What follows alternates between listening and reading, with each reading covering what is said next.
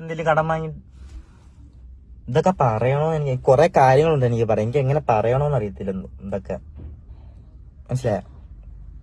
അത് ആ ടൈമിൽ ഇങ്ങനെ അച്ഛനാണെങ്കിൽ അച്ഛന് എന്റെ ഒരു മെയിൻ സ്വഭാവം നോ പറയാൻ അറിയത്തില്ല ആരുടെ മുന്നിൽ. അത് ഞങ്ങൾക്ക് രണ്ടുപേർക്കും അറിയാം. ഞങ്ങളുടെ കൊള്ളാത്ത സ്വഭാവം അതായിരുന്നു. തുടങ്ങത്തില്ല, ആരടുത്തും മിണ്ടത്തില്ല. അതെല്ലാം കഴിഞ്ഞ് അവരെയൊക്കെ നോക്കി ഈ നോക്കുന്നതിനിടയ്ക്ക് ഈ മൊത്തം എന്ന് പറഞ്ഞാൽ ഞാൻ, അച്ഛൻ, അമ്മ, ഋതപ്പൻ, അമ്മയുടെ ചേച്ചി, അളിയൻ, അതായത് രമ്യ ചേച്ചി, അളിയൻ, അവളുടെ 2 മക്കള്, പപ്പ, അമ്മ, ഇവരുടെ ഇത്രയും പേരുടെ ചെലവ് അച്ഛൻ ഒറ്റയ്ക്ക് നോക്കിക്കൊണ്ടിരിക്കുന്ന, മനസ്സിലായ? അത് ആ ടൈമിൽ ഇങ്ങനെ അച്ഛനാണെങ്കിൽ അച്ഛന് എന്റെ ഒരു മെയിൻ സ്വഭാവം നോ പറയാൻ അറിയത്തില്ല ആരുടെ മുന്നിൽ. അത് ഞങ്ങൾക്ക് രണ്ടുപേർക്കും അറിയാം. ഞങ്ങളുടെ കൊള്ളാത്ത സ്വഭാവം അതായിരുന്നു. ഞാനൊന്നും ഓരോ കാര്യം പറയാത്തതും. ബാക്കി പറയാം. അങ്ങനെയാണെന്ന് ഞാൻ റൂമിനകത്ത് മൊത്തം ഒരു 3 വർഷം അങ്ങനെ തന്നെ ഇരിക്കുന്നു. അതിന്റെ ഇടയ്ക്ക് എന്തോ എനിക്കിങ്ങനെ തോന്നി ഇതൊക്കെ നിർത്താം, കമ്പ്യൂട്ടർ പരിപാടിയെല്ലാം നിർത്താന്ന്, പുറത്തോട്ടിറങ്ങാം. അങ്ങനെ ഞാൻ കമ്പ്യൂട്ടറൊക്കെ വിറ്റ്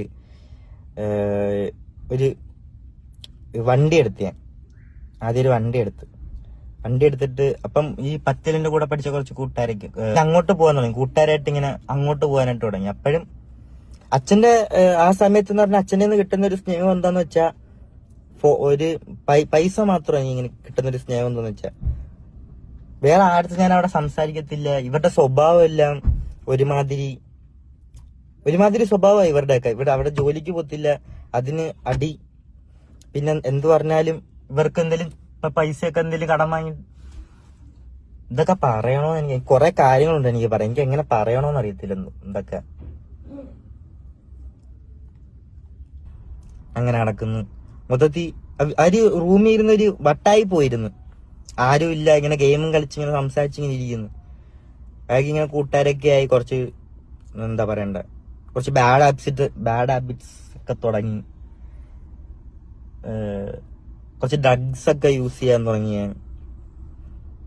പിന്നെ അന്ന് വലിയ ഇതില്ലാതെ അങ്ങനെ വലിയ ഇതൊന്നും ഇല്ല, കുഴപ്പമൊന്നുമില്ല. അങ്ങനെ അത്ര അഡിക്റ്റഡ് ഒന്നും ഇല്ല, ഇങ്ങനെ പൊക്കോണ്ട് വെക്കുന്നു. അതിനിടയ്ക്ക് ഒരു ദിവസം